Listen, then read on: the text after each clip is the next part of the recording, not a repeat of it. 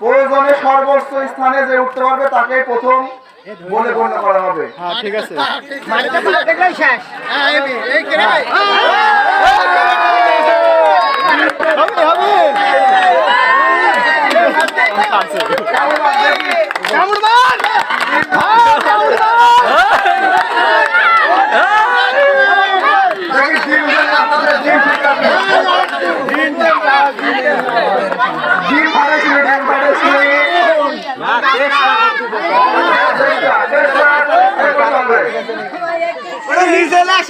যারা খেলে আবার দেবে নাকি? হ্যাঁ হ্যাঁ।